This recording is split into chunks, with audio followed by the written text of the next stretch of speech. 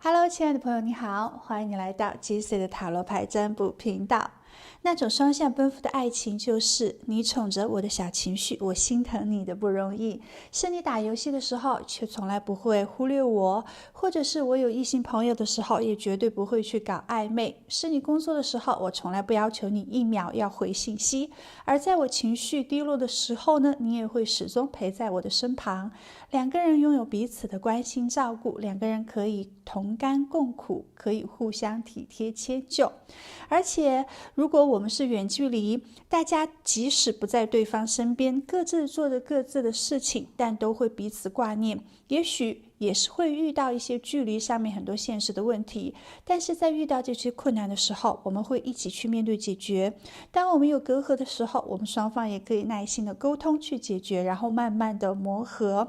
为着对方和未来不停的努力，希望有一天修成正果。如果说我们没有任何远距离的问题，那我们就会在现实生活中，在生活里面彼此更多的一些鼓励，激励对方成为更好的人，显化彼此。你知道吗？有人说爱情呢，应当有80%是理解跟包容，而20%是惊喜跟承诺。无论如何，双向奔赴的爱情都是每个人都向往的最幸福的状态。亲爱的，那种甜蜜的对的爱情也即将出现在你的生命之中了。今天我们就来接收宇宙的指引，在你收听完这个占卜视频后，你将在不久的将来拥有双向奔赴的爱情，宇宙会给你满满的力量。目前桌面呢有3组塔罗牌组，每组都是完全不同的讯息哦。最左边是第1组，中间是第2组，最右边是第3组。你要从其中一组呢选择一组聆听，然后接受你的双向奔赴的爱情。目前我们来做一个小仪式，在聆听这个仪式之后呢，进行牌卡的选择。首先请深呼吸，然后慢慢闭上你的眼睛。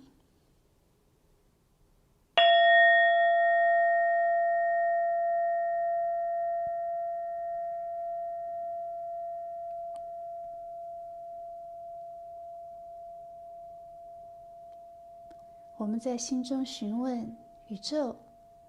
我的双向奔赴爱情即将到来，它是怎样的呢？感谢你的指引。当你询问完之后，睁开眼睛看见的那张牌卡，那一组就是宇宙要给你的讯息了。另外，在聆听讯息之前，先在视频下方留言，接受宇宙祝福，期待双向奔赴的爱情，我的双向奔赴爱情即将来了，等等这样的一个字样哦，来跟视频进行一个最准确的能量上面的连接。另外，如果你还没有订阅 JC 的频道，记得订阅 JC 的频道，也同时感谢朋友们一直以来的支持，也感谢朋友们的一些打赏，一些对于这个频道的赞助。你的支持，你的点赞，你的订阅，就是给我最大的鼓励，我将给你持续带来丰富的占卜的。好，那现在你选择好了吗？我开始为你传递宇宙讯息咯。Hello， 亲爱的，我们来接受一些宇宙给你的讯息，看一下双向奔赴的爱情是怎样的。当然，在你聆听完这一组讯息之后，这个人呢是你完全都不想要的，那么你就需要即刻跳脱出去，重新进行一下牌卡的选择了。如果这个人呢是你期待的，你觉得好像是他对的，那么就可以其实多听几遍哦。然后呢，晚上在睡觉之前多多的祈祷一下，告诉宇宙，告诉指导灵，这是你期待的爱情。那么很快它即将出现在你的生命之中，因为你正在去显化它。那我们一部分一部分的来为大家进行占卜。首先，双向奔赴爱情的对方，他的星座很有可能是巨蟹座、天蝎座、水瓶座、双子座、金牛座或者是处女座。当然，请同时参考月亮、太阳上升星座。那么这边呢，宇宙给你的讯息，你的双向奔赴爱情对方他应该不是火象星座的人，他的星盘里面呢应该没有太多火的能量，这个人不会过于的外向，过于的活泼，或者是过于的热情，他呢可能有一点慢性子，很少看到他风风火火的样子，他也绝对不是一个冲动型，或者是不是一个暴脾气哦，他的走路速度是比较慢悠悠的，而有时候反应呢也是比较慢的，个性呢有时候呢可能会有一些优柔寡欢，有时候呢思想方面是比较保守的，他不是一个很愿意尝试新的改变，喜欢呢保有事情原本面貌的一个人，可能对于新的一些时尚啊，新的一些潮流啊，或者是新的一些思想，去到新的地方认识新的人呢，可能没有那么大的一个开放的状态，他的天性被动，而且是比较安静的，是一个很好的倾听者，在跟别人交流沟通的时候，大多数他都不会侃侃其谈，都不会自己夸自己，讲很多自己的故事，反而呢愿意去听别人去讲什么，这种感觉会给别人一种非常亲切的，或者是呢很愿意跟他有更多的聊天，他的嘴巴呢也是比较严的哟，不会讲太多的八卦，或者是讲别人的一些小秘密，他是一个很发自内心去说话的一个人，在他讲出自己的一些看法或者态度的时候，他是真心实意的，所以他没有太多的一些心机，没有太多的一些算计，讲话呢也不会拐弯抹角的，是一个很尊重自己直觉感受的人，喜欢就是喜欢，不喜欢就是不喜欢，不希望有太多的一些虚伪啊，不希望有太多的一些假装，而且呢他蛮有同情心，蛮善良的，当别人需要他帮助的时候，或别人呢需要有倾诉对象的时候，可能他就会出现，而且他愿意在这个时候把自己的肩膀拿给别人去哭泣。当然当他自己生活出现问题的时候呢，他可能很少去求助别人的帮助，他的角色是那种安慰者，而不是被安慰者，不喜欢被别人同情，不喜欢在别人面前哭哭啼啼的，或者是表现自己很软弱的那一面，其实他是可能会将自己的问题留给自己，然后隐藏自己内心的一些悲伤，内心的一些消极，但是呢当他悲伤的同时，别人可能也出现这种很悲伤的情绪，他会去安慰周围所有的人，是一个自己默默舔伤口的人，但是呢愿把自己的快乐，愿把自己的温暖带给别人，其实他是非常敏感的，很容易因为别人的评论啊，或者是随意的一些言论而感觉到非常的不安，所以很在乎身边的朋友啊，或者是家人啊对他的评价，他很注重自己的名声，很希望呢自己成为别人很信任的、很喜欢的人。那也正是因为有这种小敏感哦，所以有时候呢会有一些小计较，然后可能朋友或者是家人在他身边的时候呢，会要小心翼翼的对待他，有一些话呢不能说得太重，有一些破坏情感的话不能去讲，当然一些脏话或者是很难听的话千万不要在他面前讲，他会记住，而且呢他会非常的伤心的，所以胡乱的指责千万不要，如果你喜欢他的话，如果你想伤害他的话，那你就可以把他批评的一无是处，当然我们一定要留口德。好，另外呢他其实是一个知道自己在生活中想要什么，自己喜欢什么的人，对自己呢还是有比较自知的，但是他不会特别的挑剔，也不会咄咄逼人，他是那种不想任何事情大惊小怪，不喜欢去打扰别人的人，可能一个人在那边默默的工作呀，一个人在那边安静的舒适的感受，有时候你可能会觉得他是不是有点孤单跟寂寞，其实不是，他内心呢是有希望，有这种艺术细胞，他是有这种创造力的人，他是有艺术方面的爱好的，当他一个人安安静静的时候，其实他头脑中有蛮多的一些想象力，还有蛮多的一些 idea，所以他不太喜欢很热闹的环境，很喧杂的氛围。如果你要带他去约会的话呢，最好可能带他去博物馆啊，或者是艺术画廊啊，或者是比较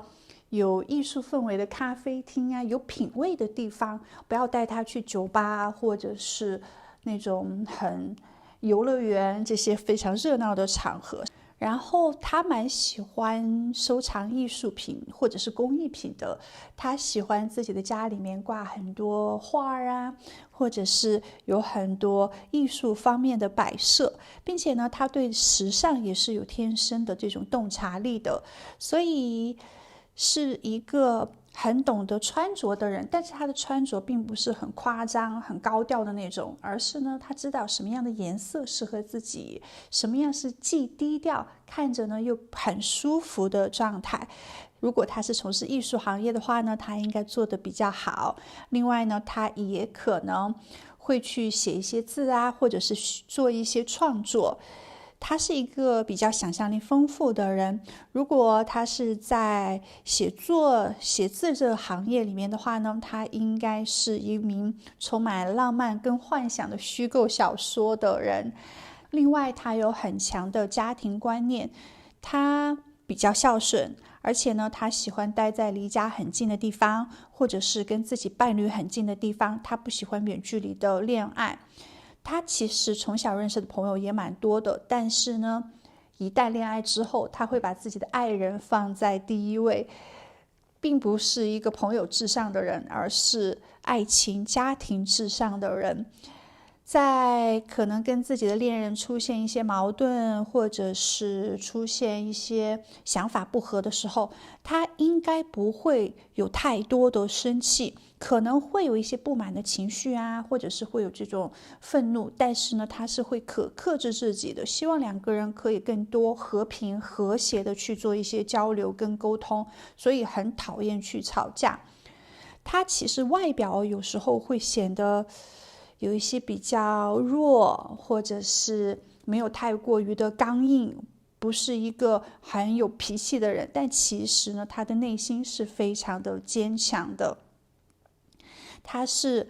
很体贴温柔的，即使是男生哦，他也有女性很温柔很体贴考虑的很周到的这方面的一个气质，他可以成为很好的爸爸很好的妈妈这样的一个角色。另外呢，他蛮恋旧的，他很难放下过去，过去对他现在的生活非常的重要。可能小时候的一些原生家庭的影响，或者是小时候经历的一些人情世故，对他长大之后择偶啊、建立家庭都有蛮大的一个指引，就有蛮大的一个冲击的，对他的思想呢会造就一辈子的这种固化。所以你要去了解他的时候，你最好去了解他的家庭，了解他小时候经历的一些事情，你就可以知道未来他可能是怎样的。另外呢，如果他过于执着于过去的话，可能就会变得封闭，或者是变得心胸比较狭隘。他呢是很喜欢听老歌的人，因为是恋旧的嘛，所以比较偏向复古的造型，一些复古的东西。他也会去整理一些旧照片啊，或者是喜欢观看一些老电影啊，或者是跟自己的朋友家人去分享旧的一些回忆。你可能感觉到他并不是一个想迈出自己舒适圈的人，到了一定的年纪呢，他很少去认识新的朋友，去新的地方，他不想远离家乡，没有太大的冒险精神，他更加渴望安全，渴望这种更舒服更保障的状态。所以一旦他建立了爱情关系之后呢，他是比较专一比较执着，不愿意去轻易放弃的。有时候他是需要被照顾，他是有依赖之心的。可能在出现问题的时候，他习惯于让别人来解决问题，而不是自己去解决。另外呢，他蛮单纯的，内心是有小孩子的，懂得去寻求帮助，懂得如何去撒娇，没有太多的功利之心，做事情他的目的性也不强，更多呢是跟随别人的脚步，相处起来是舒服的，就像小孩子一样哦，所以很容易看到他的喜欢与不喜欢，很容易看到他哪些地方需要照顾，哪些地方呢是完全不需要的。但是另外一方面，也很容易让别人对他很喜欢，但是又让人操心，又让人对他担心，会让身边的人呢不由自主的想要去关心他、照顾他，为他提供最好的。但这一方面呢，经常受到周围的人的照顾跟宠爱，所以他也会以自我为中心哦。不太容易去察言观色，不太容易去懂得献媚啊，懂得在什么样的环境说什么样的一些话，其实情商并不是很高的。虽然在人际关系上，大多数呢都是比较相处很舒服，是因为他不会去指责别人，他不会去批判别人。除此之外呢，他是一个理想主义者，可能对自己的浪漫或者是对自己理想伴侣有设定一些不切实际的期望。他对于爱情的标准其实定得蛮高的，然后设定的恋人可能是那种又漂亮又帅，然后事业又好，性格又很独立，总之呢非常的梦幻，非常的遥不可及。他也可能把自己的恋人设定的标准太高，而且不太愿意去做任何的妥协，不会因为到了年纪了，那么就一定要随便选一个可以生活在一起的人，那就结婚吧。不会的，他一定不会为了现实而放弃自己的择偶标准，即使可能到了年纪或者是很久单身都没有遇到自己期待的那么好的一个伴侣的话，他宁愿选择单身。他想要找的就是精神上面是可以沟通的，我们是灵魂伴侣。然后呢，外貌上面气质啊、形象啊也是要比较好的，或者是身体也是身材是比较好的。那么精神上面还有外貌协会上面，还有就是两个人在沟通上面，总之呢都要非常搭的人，非常合的人，很有感觉的人，他才愿意投入到爱情里面，他才愿意脱离单身。所以他不会随随便便的谈恋爱，但是一谈恋爱的话呢，他就会非常的奉献跟执着。所以当他遇到你之后他爱上你之后，你真的可以非常的放心。好，另外呢，他也很享受这种身体的肉体性爱上面的活力跟欢愉。他是可能表面呢看着是比较保守、比较温存的人，但是跟自己的爱人非常熟悉之后，他也会展示自己很性感、很激情的那一方面。这方面呢，别人是看不到的，只有你可以看到。除了说浪漫、相互尊重跟沟通之外呢，他会觉得跟自己的爱人定期的要去做一些身体接触，要去有一些爱爱、抱抱、亲吻，才可以牢固自己的情爱关系。在感情里面，有时候他可能会比较被动，或者是比较任性，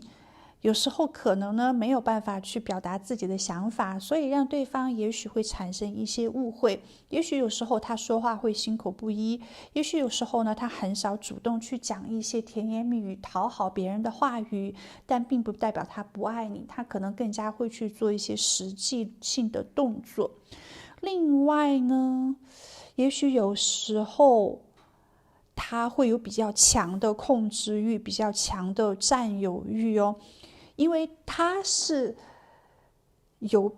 很容易吃醋的，他对自己呢是有比较高的一个严格标准，不能跟别人产生任何的暧昧啊，即使是异性朋友或者是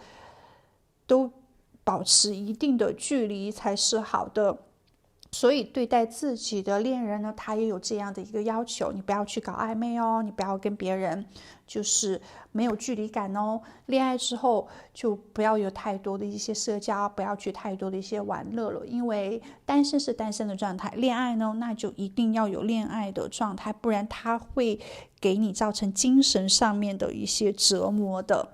在情感上面，有时候他可能会比较软弱，或者是有一些优柔寡断，不知道该怎么样去选择。然后呢，是希望依赖自己的伴侣来去做一些选择跟决定的。他其实需要寻找一个比较强势霸道的人作为自己的伴侣，即使他是男生的话呢，他也可能希望自己的女人或者是另外一半是有更多的一些主导权，有更多的一些决定权的。他其实在第一次见你的时候并不是一见钟情，你们两个人是循序渐进的爱情。刚开始认识的时候呢，并没有想到两个人会发展到一起去，两个人会成为恋人。其实你们是有先做一段时间的朋友，然后发现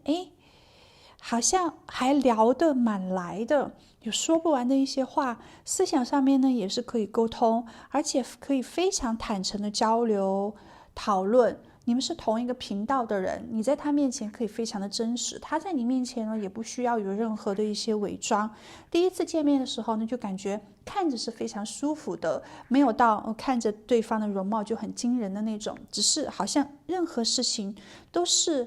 到了一个最舒服的状态，然后慢慢开始成为朋友，慢慢开始有聊，结果越聊越开心，逐渐呢就变成了一种习惯了，就想每天都可以去聊，每天都告诉对方对自己当下生活自己想法的一些这种交流啊，慢慢的就培养出了比较深的感情了。其实这种情感非常的好，是顺其自然，越来越紧密，而且就像在酿酒一样，时间越长，情感呢越深厚。那它出现的征兆是什么呢？我们这边一封愉快的信，还有就是客厅，还有就是成功的爱情，以及我们这边有其他的一些牌卡。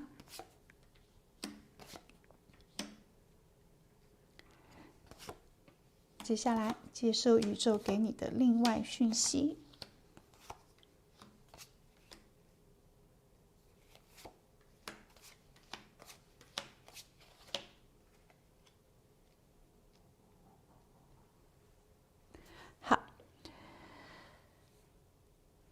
有的朋友可能最刚开始是远距离，可能是网络上面认识的，然后呢，经常有一些书信啊、短信啊、邮件上面的往来。在越来越多的这种聊天之后呢，每次都非常期待对方的一些消息。那有的朋友呢，可能是在那种室内场合认识或者是见面到的对方，那即使是网恋在见面的时候也是在室内，你是在室内发信息嘛，应该是不是在室外认识到的彼此。也许刚刚开始的时候呢，只是想过渡一下，只是想聊一聊，或者是就是当下有那种感觉可能成为朋友，或者是当时有时间有精力，也想找一个人诉说一些事情，那莫名其妙的就建立了一些连接。即使呢你们是在现实认识的，都可能在网上聊的有蛮多的。两个人呢也会非常的坦诚相待，结果越聊越投机，而且呢也会开始看到对方身上的一些优点，喜欢对方的一些身体，感觉对方是蛮感性的，在身材上面也有诱惑，在外在的外貌上面呢也是有吸引力的。有的朋友甚至是跟对方同学，或者是同校，或者是培训班，或者是在教室那种非常正规的像客厅那样的一种场所认识的。另外我们这边出现了皇后跟国王的牌卡，也是非常的奇妙。你们两个人从朋友转到恋爱交往的时候呢，是非常正式的进入到很负责任很认真的状态之下。两个人呢会有比较长的深谈，这种深谈呢就是一定要建立这种有承诺平等关系的情感，非常的谨慎，不会说那要不要试试谈恋爱，而是呢以结婚为目的去谈的恋爱。其实在你们恋爱期间呢，还是会有这种担心，还是会有纠结焦虑的能量，甚至会有一次可能分离或者是分手这样的一种状态，或者是你们会有一次非常大的这种吵架，大的别离，但最后呢还是觉得这个人是跟你最合适的，念念不忘必有回响，最后又重修旧好了。结果在修复关系之后呢，两个人更加的亲密，就认定了彼此。很可能这份情感呢，就是让你自己扎根的，可以成为非常快乐，可以让你非常的投入，并且也为之而努力，最后呢有开花结果修成圆满这样的一种能量所在。你们两个人在这情感里面呢，会有灵性精神世界跟物质世界的平衡，而且呢在这份情感里面呢，你们也会两个人有很多的合作，有很多的这种团结，两个人会一起去为对方做参与人生计划的一些选择，无论对方是要去可能在事业上面有哪些帮助，有哪些重大的决定选择呀，那会期望借助另外一半一起来帮他去解决问题，一起来做一些选择，或者是两个人呢也会一起去计划未来，最后你们很可能会建立非常亲密的家庭关系，会是在一种很结盟的状态。哇，这是非常棒的一个讯息哦！所以双向奔赴的爱情即将修成正果，而且呢，在这份情感里面，你可能也会开始去更加在思想上面去开放了。两个人呢，可能不会太过于的冲动，也不会有太过于的放纵，会看到自己身上呢也有一些优柔寡断，也有一些可能不耐烦，或者是沮丧，或者是思想狭隘的地方，你也会开始去屏蔽这些对于情感破坏的能量，去让自己呢更加的修正自己的错误。那么这边呢，宇宙要特别给予你一个讯息，要记住，可能在你跟自己双向奔赴的爱情之间，你们会有一次重大的挑战，而这个重大的挑战呢，可能会出现有人想要阻碍你的情感顺利发展，也许是你的朋友，也许是他的朋友，想要破坏你们的情感，也许是出于嫉妒，或者是出于想要抢夺你，或者是抢夺他这样的一种状态。因为我们这边出现了三人行的逆位，那如果在感情里面呢，比较容易吃醋，比较容易去因为一些外在的压力导致发脾气指责对方，两个人不能齐心协力的话，可能就会被破坏情感。无论如何呢，在这份感情里面，你会看到哪一些力量是不会给你带来幸福，不会带来情感满足的，而你们之间呢，也需要做怎样的一个磨合，不会是让感情过于的沉闷或者是平淡，也不会让情感混乱，你会有更多的爱情的技巧，你会获得更多的一些支持。当然，当出现一些阻力来阻碍你建立关系的时候呢，你可能当下会收到一些错误的信号，但是最后你会为自己而战，为自己的情感而战，需要你更加的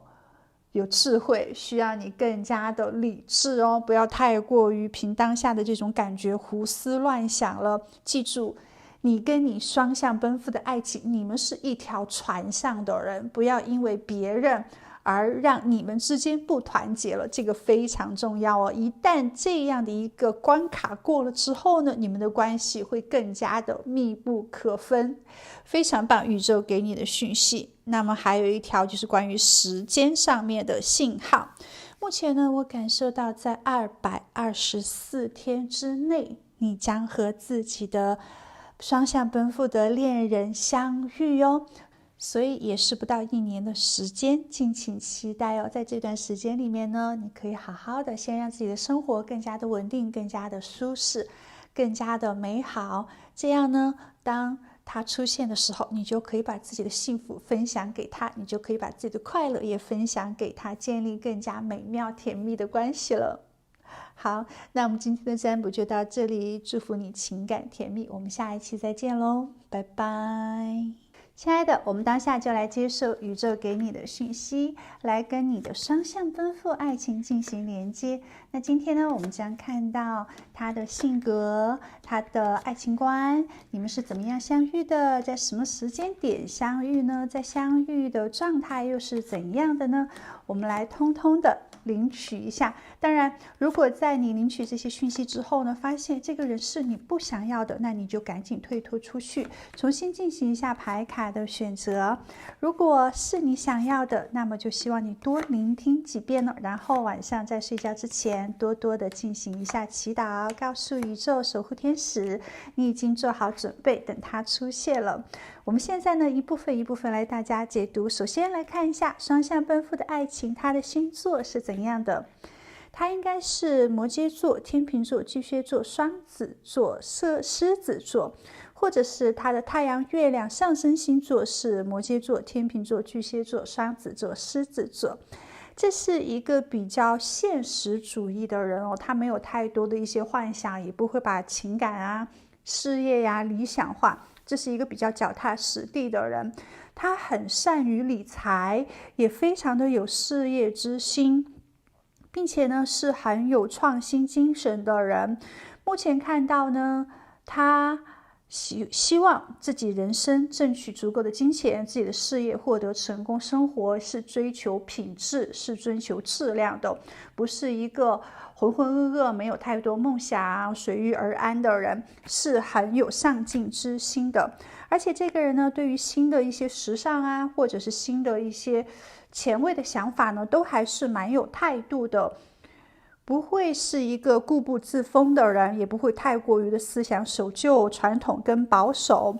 他的安全跟他身体的幸福对他个人来说非常的重要，所以他会在身体跟情感上好好的照顾自己，是先爱自己再去爱别人，是先把自己照顾好，先让自己呢事业金钱一定的平稳之后，可能才会想要去建立爱情。因为他知道如果面包都没有，自己都吃不好，自己在生活上都没有办法很好的去享受，那也没有办法去好好的谈恋爱，不能给到别人什么，所以他也会不惜一切去避开一些有毒的人或者是有毒的环境。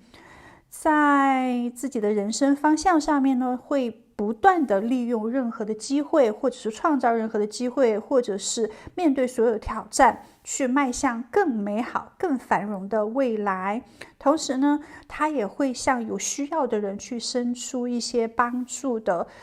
去伸出自己的援助之手的，因为他认为自己是非常幸运的人，所以内心呢算是比较积极，也算是比较自信的。大多数时候呢，他都很客观、很公平、公正。他喜欢事情呢保持的一个平衡，并且呢，在做所有决定选择的时候，他会花长时间去好好的审判，然后再去做决定。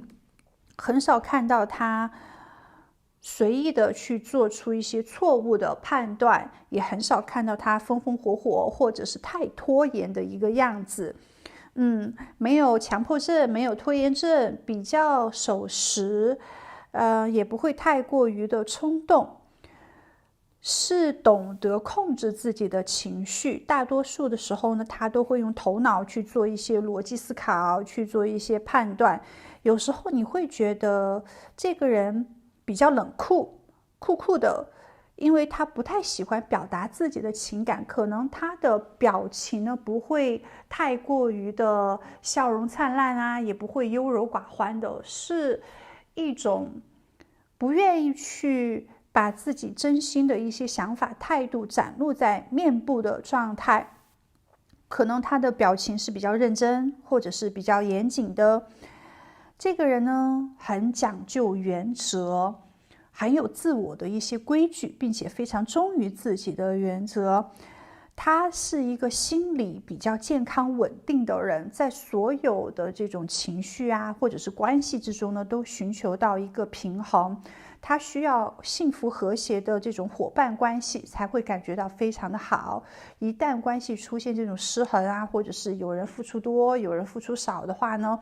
他会感觉到非常的痛苦。两个人不平等，或者是跟周围的利益伙伴呢，大家都没有办法去合作的话呢，他也会是离开的。这个人其实蛮善良的，而且他也会善解人意，他会是一个很值得信赖可靠的人，因为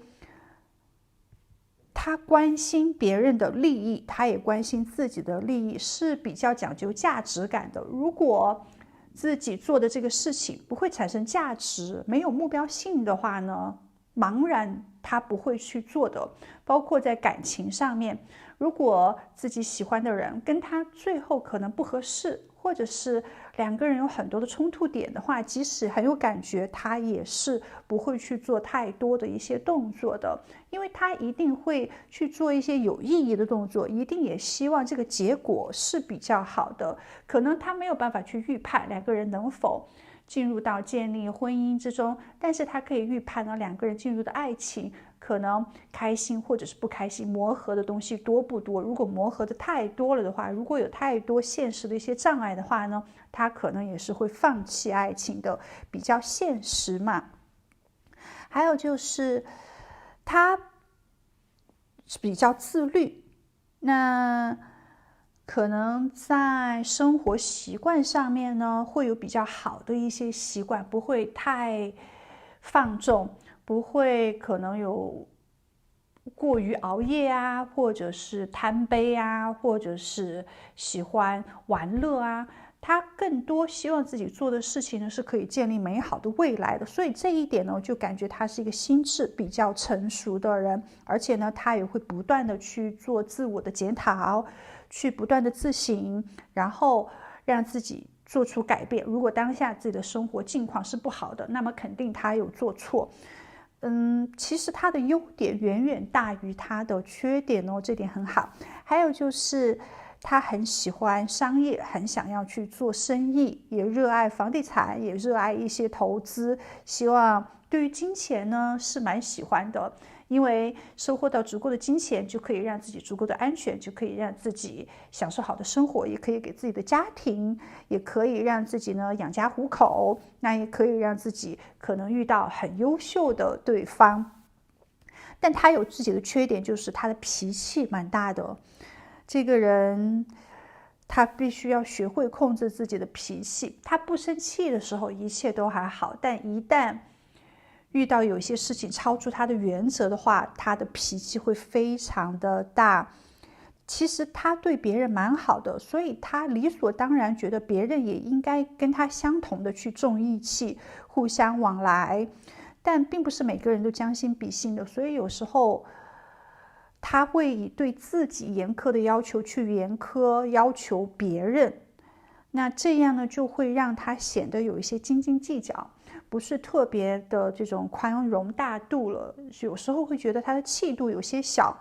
就是大的事情呢他反而不计较，小的一些可能习惯上面啊，小的不自律上面啊，可能他会有蛮多的一些计较的，在这方面他小气。还有就是他常常也责怪别人，他有自己比较高的虚荣心，他是很爱面子的人，他相信自己应该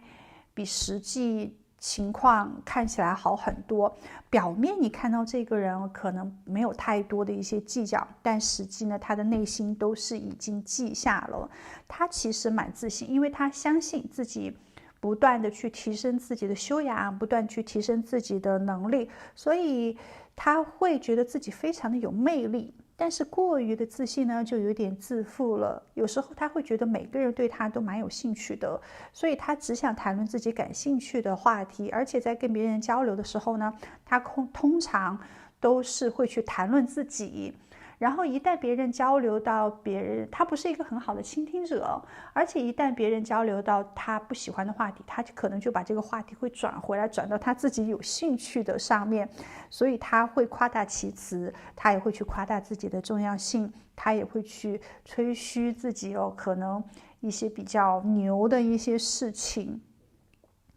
那从负面的角度来看的话呢，他认为自己是会被别人认可的，无论如何都是会被别人喜欢尊重的，所以有这边自负的这一点。如果有人喜欢他的话呢，就会非常的喜欢他，那不喜欢他的话呢，就可能把这个缺点会放大，就会比较反感吧。那另外一方面，其实他蛮懂得社交的，他其实有情商的一个人，因为他很懂得江湖规矩，他很懂得去将心比心，去建立好的一个人脉。通常呢，他也会在人际关系上面去建立一些有意义、有价值的关系，他就会感觉到非常的快乐，很有前景嘛。因为在一个不断提升的这种社交圈里面呢，他也会感受到自己的一些价值，也会感受到自己在做成长，所以应该不会去结交一些狐朋狗友啊，或者是没有可以给未来彼此带来更多意义、成长空间的这些人去做太多的一些交集。那希望自己认识的人都是一些要么就很有文化知识智慧，要么的就一定就是有家庭条件比较好啊，或者是自己的这种事业能力、金钱能力都是比较强的，所以他喜欢跟强的人在一起。那遇强则强，遇弱则弱，所以他会离开一些比较弱的环境、弱的人。自己的恋人的话呢，他也希望恋人是可以很有上进心、很有勤奋、那不断成长的人。他希望自己今生会拥有伟大的职业、伟大的事业，而且他可能不喜欢那种比较软弱或者是优柔寡断的伴侣。另外，他很珍惜自己的时间，不愿意把时间浪费在一些无意义的玩乐上面，或者是无意义的人上面。他也不会去迎合别人的心。在谈感情的时候呢，他不会采取冲动的行动，他一定会做长时间的考虑或者是审判。而且在感情里面呢，他会想去找一个外表条件很好，然后呢，思想也是有一定的文化、那一定学识的人，这样外表跟内在都比较强的人，就会吸引到他的目光跟他的追求。而且他很爱面子嘛，所以他也很喜欢吹嘘自己的伴侣，炫耀自己的伴侣，喜欢晒幸福，喜欢晒自己的恋人。那在一段关系之中呢，受到别人的称赞，受到别人的羡慕，对他来说是非常重要的。如果身边的人都在夸奖他的恋人的话，他就会洋洋自得，非常的开心。他是有自恋型这方面的人格的，很多时候呢，他都会谈论自己，很少有兴趣去询问自己恋人的情况啊，怎么样。但另外一方面呢，他有蛮好的一个优点，就是他不会随便去暧昧。他不希望关系不清不楚的，他不想要这种三角恋啊，或者是多边恋。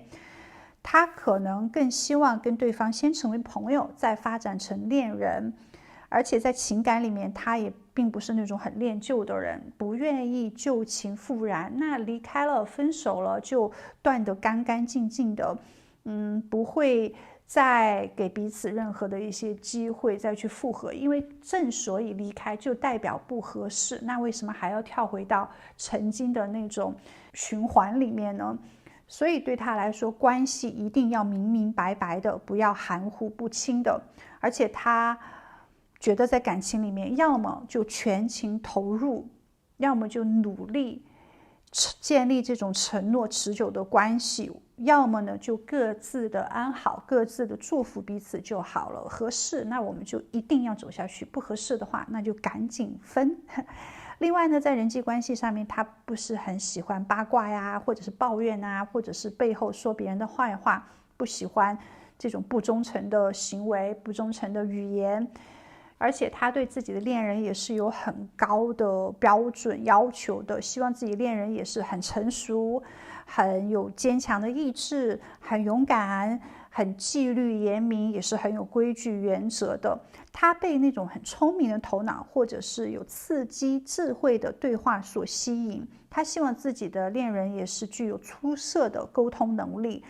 这方面呢，一定要跟他匹配哦，两个人可以聊得到一起，两个人有可以让彼此从不同的角度去看待事情的这样的一种沟通，会是更加有意义、更加有效果的。不要去聊一些可能很琐碎的、毫无价值的这些话题，这种话题对他来说非常的头痛。那希望跟有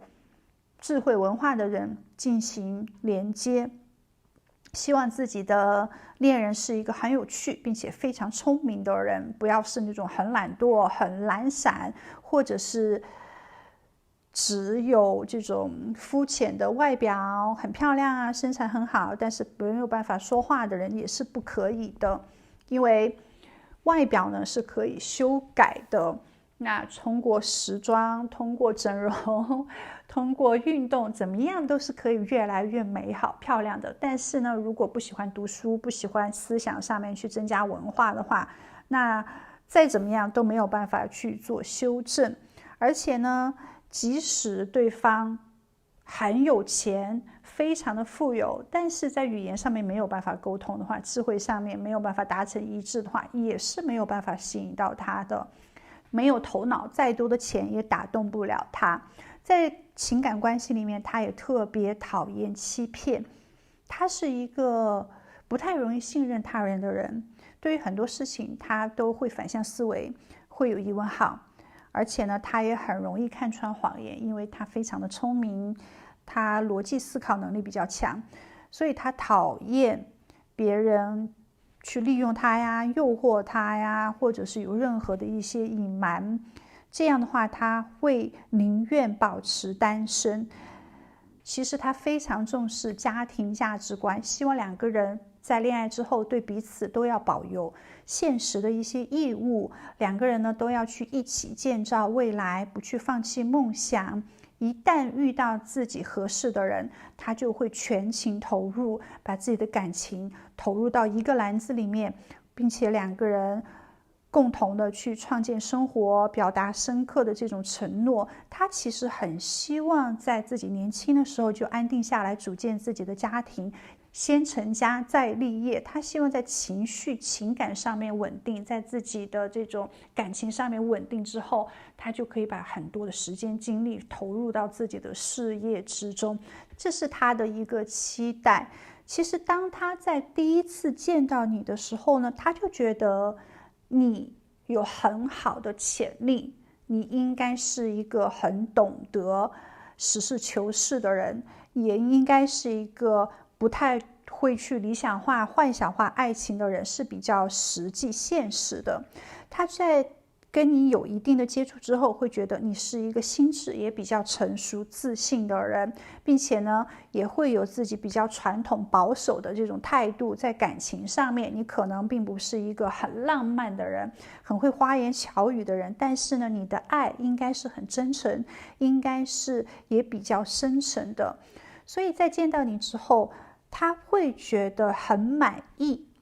很满意你就是他想要的爱情标准。你可能并不是那种很肤浅的人，你也没有那种很轻浮的行为，你也并不是一个对那种金光闪闪的时尚很感兴趣的人，而且呢，你也是有蛮多的一些比较好的品味的，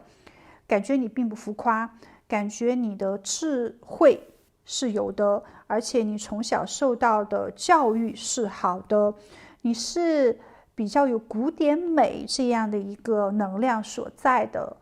就在接触之后，他觉得你这个人是可以建立忠诚、可靠、承诺关系的，是可以放心投入的情感。而且在这段感情关系里面，好像有竞争，或者是有追逐，因为你对他可能没有太大的一个兴趣，可能也因为你比较难追求，你们之间呢有很大的一个障碍，而这种现实中的障碍比较难以克服，也许是距离，也许是年纪，那也许呢是有其他的人也在追求着你。无论如何呢，会感觉到这份情感想要建立交往的关系是需要一些努力，是需要一些尽兴，是需要一些紧张，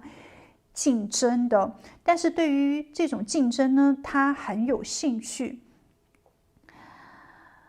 会激起他的斗志。可能在第一次或者是前几次见你的时候呢，感觉你们的关系不会很明朗，很顺其自然的走入到恋爱之中。但正也因为有难度，所以勾起他更大的一个征服欲。一旦他获得你的真心，一旦他获得你答应的话呢，也是他很骄傲的一件事情，这也非常的妙。还有就是你们可能在相遇的时候呢，并不是在很轻松欢快的气氛环境之下相遇的。我们这边出现了一些牌卡，非常的奇妙啊，有悲伤的讯息、监狱、至高荣耀、军队，还有那关于小孩方面的讯息。接下来我们来看一下它出现时候是怎样的一个征兆。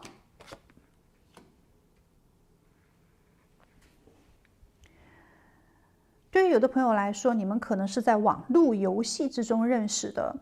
也许在这个游戏里面呢，是有一些军队的啊，是有一些竞争的啊，或者是需要去做一些比赛的。但对于有的朋友来说呢，可能你们是在运动的场所认识的，或者是去观看某种追赶的比赛，也许是马拉松，也许是田径比赛，也许是足球比赛等等的，是在有这样的一个竞技的能量之下见面的。那对于有的朋友来说，可能是在商店啊，或者是慈善活动上面，或者是在公关公司里面，或者是在你们相遇的时候，周围有那种又高又瘦的建筑物，也有可能认识的时候周围有小孩，或者是这个人呢，他的年纪是比你小的。无论如何，可能相遇的情况有很多种，但最主要的是在一个不太开心的环境之下认识到的彼此，不是在那种派对聚会上面相遇的彼此。好，那接下来我们再看什么时间相遇呢？这份情感给你带来什么呢？宇宙最后给你的讯息是什么？当你开始移动起来的时候，就会遇见他了。也许你们是不同世界的人，也许你们是不同国度的人，你们是不同国家的人。对于有的朋友来说，如果你正在国外生活的话呢，也有可能他就是跟你不同国度的人。不会很久就会跟这个人相遇，只要你保持开放的心。可能在第一次见面的时候呢，你是很有防备之心的，你很不愿意去接受他的邀请，你觉得跟他有很多的这种差距，你觉得两个人不合，或者是你对他呢没有那种一见钟情的感觉。但是宇宙告诉你哦，有可能这个人已经出现在你周围的环境里面了，有可能这个人呢在8个月之内会出现在你周围的环境里面。一定要保持足够的开放性，因为在第一次见面的时候会有奇妙的感觉，但是呢你会忽略这种奇妙，你会觉得他不是你的择偶标准，他不是你内心期待的那个恋人，或者是你们之间呢应该有蛮多的这种挑战的。但无论如何，他会追求你，他会在认识你一段时间之后呢，展开非常激烈的追逐竞争，希望可以争取到你的爱，争取到你的关注，最后建立非常甜蜜的关系。在这段情感里面你需要重新焕发你的活力。也许当下呢，你对异地恋啊、异国恋啊，或者是网络之恋啊，你都有比较排斥这样的一个心的。但是呢，宇宙就想告诉你，你当下不相信什么，可能就会来什么。这份情感来的是比较奇妙的，所以你最好保持开放的心。你越开放，越愿意接受一些超出自我认知的一些情感，越是接受奇迹的话呢，那你未来这份双向奔赴的情感就越容易获得惊喜。所以不用太过于的限定你的爱情标准，不要太过于的小圈层了，期待未来就会看到更多的一些美好哦。对于有的朋友来说，可能当下呢你已经认识到了对方，只不过还需要更多的一些努力，只不过也许你还没有太多的一些上心哦。但无论如何，你们应该很快就会有所发展了。那对于有的朋友来说，可能当下呢有人是在追求你的，你还并不是很满意。那其实给别人多一些时间，多一些机会，说不定你突然有不一样的感官，然后它打动到你的真心，然后你会看到它跟你想象的完全不一样，也许现实的它更加的好哦。无论如何呢，不要有太多的一些界限了。当下如果有人想邀约你呀，想跟你建立连接呀，你都可以开放性的去尝试做一些联络哟。好，那这份情感呢，会让你有更多的一些释放，就是下一个双向奔赴的情感会让你感受到爱的能量，会让你感受到很强烈的异性，或者如果你是同性恋的，同性相吸会有很强的这种诱惑，包括很有性方面的一些结合，而你自己呢也会有新鲜的一些 idea， 新鲜的一些想法，新鲜的一些做法，超出你曾经很熟悉的这种氛围之内了。这种情感呢是逐渐发展缓慢，但是确定也是经得起时间考验的。可能刚开始你觉得是不合适的人，但是呢越接触之后越发现一种完美的幸福感，而这种幸福感呢是越来越扩张的，并且呢两个人都会从更加现实有利益的方向去做一些发展，对彼此呢都会有更多的一些平衡，有更多的和谐，而且有更多的一些激发。其实在你选择牌卡的时候呢，宇宙也告诉你了，你即将感受到眼中尽是爱，会超越表面上所有的一些肤浅的状态，肤浅的一些误解或者是错误，而是把焦点呢都会放在爱的部分，并且也会用超乎想象的方式得到情爱的疗愈。你自己呢也会真正的开始明白爱是什么。也许当下呢对爱还有一些比较狭窄的一些感受哦，那自己未来也会越来越放大，越来越会去爱自己，爱别人，爱周围的一切的。哇，非常棒的讯息！你自己呢也会通过这份爱情更加的美丽，更加的帅气，无论是外表也好，还是内在也好，都更加的阳光灿烂跟幸福美好了。非常棒，祝福你哦。那我们今天的占卜视频就到这里，我们下一期再见，拜拜。亲爱的，我们来接收宇宙给你的讯息，看一下你双向奔赴的人他是怎样的一个性格，你们是在什么时间什么状态之下相遇的呢？并且也来看一下他会给你带来怎样的一份情感。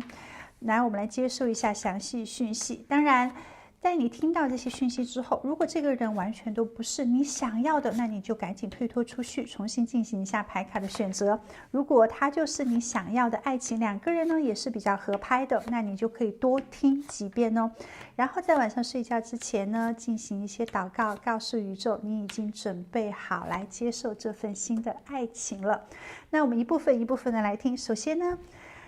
双向奔赴的恋人，他的星座很有可能是双鱼座、双子座、巨蟹座、射手座、摩羯座、水瓶座、处女座。当时请同时参考月亮、太阳、上升星座，因为他的星盘里面他的能量还算是比较均衡的，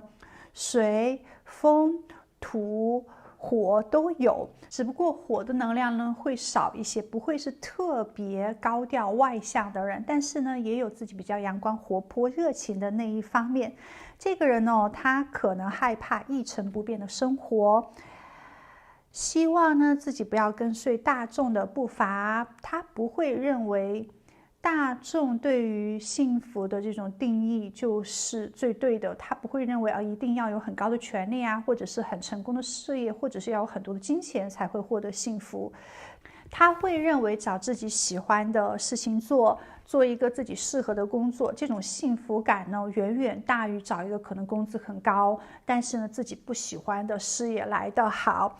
他追求的是一种精神上的满足，而不是世俗的这种快乐。他有时候是比较内向的，他一直都在寻找自我，寻找人生的意义，寻找生命的这种价值，可能非常的注重精神世界。有时候呢，他的想法是有一些遥不可及的，有时候呢，他可能会有一些天马行空的一些想法，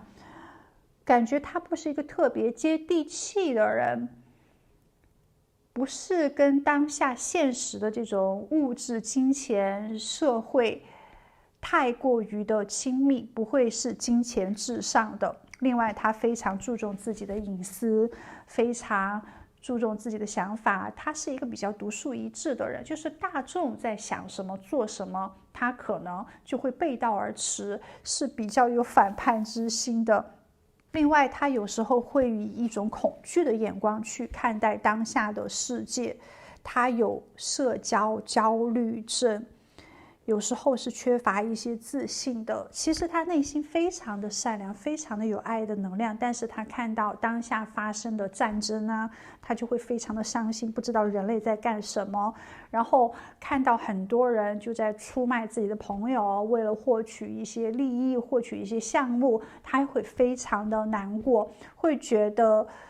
为了一点点的金钱而有那么多的一些贪婪欲望，或者是踩着别人的肩膀往上爬的人，他都会非常的难过。所以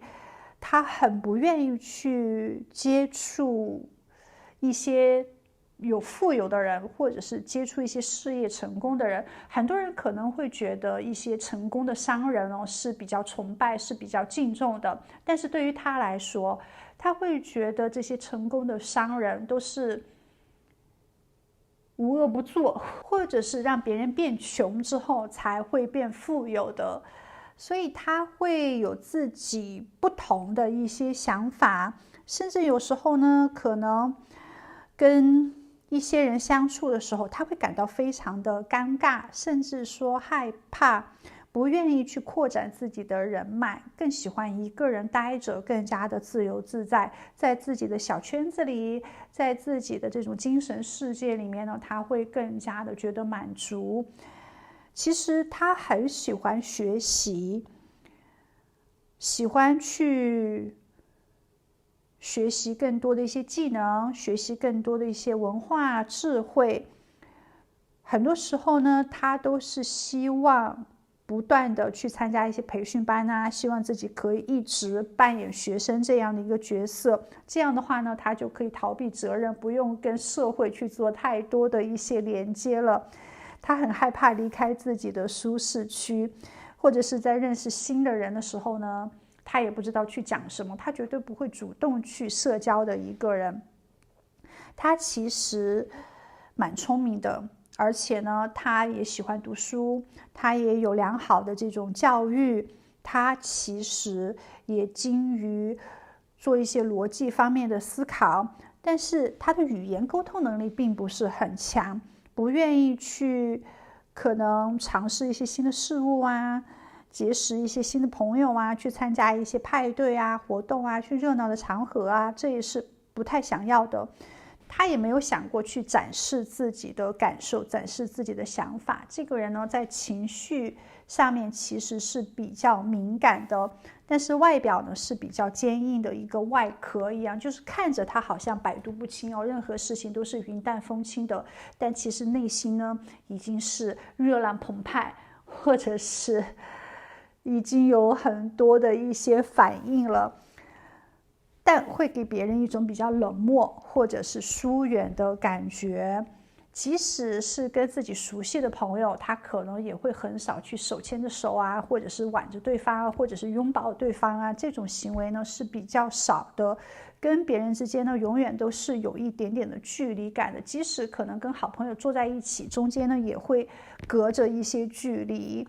这样会让他感觉到更加的舒服。他知道自己这方面呢，可能有一些需要治愈，可能需要更加的外向一些，但是他没有办法去改变自己。当然这也代表着他比较固执，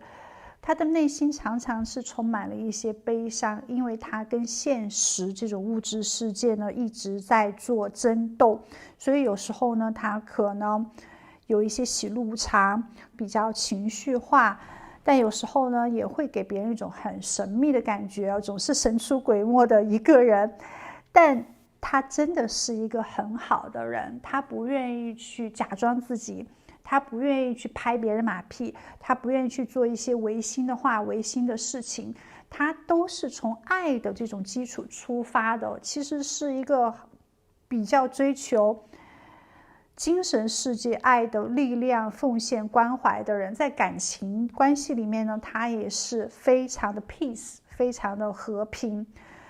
可能正是因为他一直保持着这种单纯所以他很容易受骗，他有不成熟或者是很天真的那一面。在感情里面呢，他不会有任何的控制权，不愿意去捆绑对方，一切呢只要对方开心他就开心了。而且他所寻求的爱可能就在他的家或者是他的家乡附近，更可能是在自己熟悉的人，可能是会建立一些青梅竹马的这种情感。因为呢他的幸福是一个在很小的世界里面，他会非常的孝顺，他会照顾生病或者是年纪很大的家人，甚至是自己的伴侣。他属于那种就是自己的恋人如果生重病了，要在床上躺10年20年，他都会不辞辛劳的陪伴在身边，是一个无法拒绝放弃挚爱的人。所以虽然他有自己很社恐的那一面，但是对于他真爱的人呢，他是可以无私一生奉献的。他有自己愚蠢善良的那一面，而且他非常的怀旧。跟他成为恋人的话呢，其实会感觉到很甜蜜，会感觉到很自由自在，被他无微不至的关怀的。但另外一方面呢，又会觉得他太弱小了，没有办法有很多的这种情感刺激，没有很多的调情，没有很多的性感。他给予的这种爱呢，就是很实际性的，可能给你倒一杯热水啊，可能给你盖一下被子啊，希望你不要凉着了，希望呢你可以吃得好，就是那种像父母一样的关爱的爱情状态。而且在感情里面，他就是这种全情投入、无怨无悔的。另外呢，他也无形之中会给情感很多的压力，因为他的情绪不是很稳定，因为他在感情里面是缺乏平衡的。无论对方做什么，哪怕可能对方有背叛过他，他都是愿意选择原谅的。哇哦，会过于的给对方一些窒息的宠爱，也可能会很依赖对方。只要这份爱是他想要的，只要遇见之后，他就会比较黏人。他就是那种很情感勒索的专家，他的控制欲也是比较强哦。如果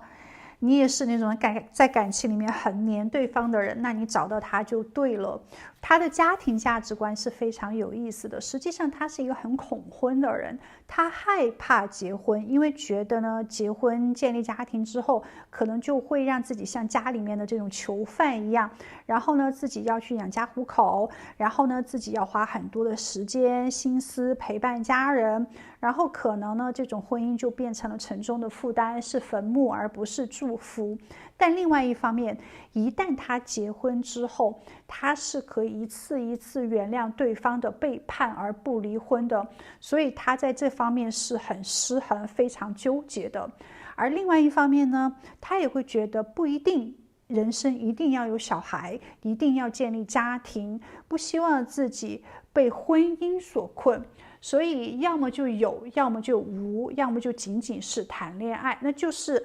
如果遇到真的大家可以经历很多现实的考验，同舟共济，然后无论出现任何经济负担啊、障碍状态的话，依然可以共同建立在一起生活，为了彼此的利益而捆绑在一起的话呢，他是愿意去建立婚姻的。如果两个人呢没有办法同甘共苦，两个人只是爱彼此，但没有办法去激发彼此成为更好的人，或者是没有到建立家庭的那些所有的要求的话，他也是不愿意去做任何的承诺的，只谈恋爱就好了。对于他来说，婚姻不是人生必要的，但一定要了的话，那绝对就坚持到底。又喜欢又害怕这样的一个心态。从严肃的角度来看的话，今生他的婚姻爱情对他整个人的人生轨迹起的至大的一个作用跟导向，所以他也知道自己是这样的一个人，那他也会有一些恐婚害怕。其实他在第一次见到你的时候，他就有一种突然眼前一亮的这种感觉，很难向别人解释这一点，就感觉到你跟他无形之中有很多的能量上面的连接。而你呢，没有那种华丽的穿着，没有夸张的动作，是很低调、很内敛，比较保守，而且呢，也是一个很清醒的人。他对你的评价蛮高的，他觉得你是一个不从外在去寻找幸福的人，你不需要把自己可能装扮得非常的琳琅满目、很漂亮，你也不是那种喜欢热闹社交的人，你不需要受到别人太多的一些关注，你根本不在乎别人的一些想法。虽然你并不是很外向，但是呢，你独立独行，也是一个很仔细观察周围的人。他觉得你非常的聪明，而且他觉得你有很多独特的见解，你跟他一样是属于比较小众的人，但你比他更好的是，你可以放弃控制，你可以从很多新的角度去看待生活，你保持一个开放的心，你懂得停下来去反思，你懂得欣赏周围的一切，你懂得从错误中去学习，你也知道什么对你生命是最重要的。而且很多时候呢，你也会把集体的利益放在第一位，而去牺牲自己的利益。这一点他会想要你去向你学习，他觉得自己会更加的自私一些，没有你那么大的一个这种懂得关怀的心。而且他觉得跟你一样是希望生活平静安宁的。总之跟你在一起呢，他感觉非常的舒服。而且你在金钱上面也并不是一个很想要有奢华，很想要富贵的人，你是比较节俭的。总之呢，从你身上他得到一些启发，他也感觉到你身上有很多的亮光亮点，是可以让他更加的美好的。他对你非常的尊重，而且是有一些敬佩之心的。看来你给他带来很强的一些能量。那么他出现的时候又是怎样的一个征兆呢？我们继续来看宇宙给你的讯息是什么。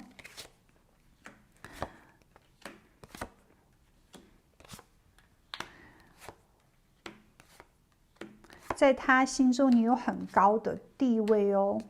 我们这边出现了大量的资金，还有旅程，还有女生之类这样的一个讯息，还有水、月亮、权杖三、五角星王牌、动物、食物、仪式、音乐这些牌卡。还有可能你们遇见是在有水杯，或者是有水井、海洋、湖泊、河流、池塘的一些城市，或者是一些地方，或者是在海滨城市啊之类的，也许是你去旅行的时候，也许在自己逛街的时候，也许在自己去看电影、去看舞台剧的时候，也许是自己海边散步的时候，可能自己跟他认识的地方呢是在比较热闹的场所，或者是在一些活动上面。而且在自己逛街的地方呢，可能是有蛮多的一些商店，比如说银行啊，或者是药房啊，或者是有货币兑换中心的。但也许呢是去参加一些仪式，参加一些活动的时候，那周围是有音乐，是有食物，甚至有的朋友呢可能是在去一些动物咖啡厅、猫咪咖啡馆啊之类的地方相遇的。总之呢，应该是有很多女生，或者是有很多人的时候认识到的彼此，见到的彼此。很可能是在夏天7月份、8月份、9月份去度假、去旅行、去出差、外出的时候见到的彼此。那另外呢，也有个消息，我们这边出现了数字9哦，最晚的话呢，应该是9个月之内会遇见双向奔赴的爱情，哇，很快就会来到你的身边哦。而且呢，确实这份情感呢会治愈彼此，会恢复很多的平衡，会让自己看到自己一些缺点啊，或者是爱情里面不懂得去关心啊，不懂得去体贴对方的地方，也会看到自己可能曾经的这种爱情想法是有一些偏差，是有一些不好的。无论如何呢，在心灵上面，在美德上面，在情爱技巧上面呢，都会得到蛮多的一些启发，让彼此呢充满更多的一些热情，同时也可以看到这份情感让你更加的轻松，更加的和谐。他不会对你有任何的要求，而你想做什么，他都是尊重的，因为他打心底里面呢是希望你可以充满着这种幸福感。他也知道自己可能有不成熟的地方，自己有年少轻狂的地方，自己有鲁莽的行为，所以他不会把自己的无知强加到你的身上。你完完全全的想做什么做什么，想说什么说什么，因为他爱你，所以他会给你所有积极的正能量。我们这边呢，第一张牌卡就是指导灵，其实想对你说的，生命可以是能量绽放的，因为它的本质就是能量。你的身体是一个神奇的能量场，对于爱的治疗会产生正面的反应。你的双手跟心已经被启动了，来传输治疗能量给你心爱的人。确实哦，这个双向奔赴的人呢，你会治愈他。你的每一次拥抱，你的每一次亲吻，你给他的每一次鼓励，都让他变得更加的美好。而最后呢，他又会把这种美好去回馈到你的，他对你眼神中的欣赏、敬仰呢，你是深深的感受得到。这种爱呢是非常温存的，是能量上面的互动，是很有治愈的，互相依靠，互相取暖，给你带来非常幸福积极的状态。所以亲爱的，你双向奔赴的爱人即将出现在你的身边，你们会彼此带来更多的一些阳光，带来更多的笑容，以及更多的柔情蜜意。哇，非常棒哦！那我们今天的占卜就到这里，祝福你在地球玩得愉快，我们下一期再见喽，拜拜。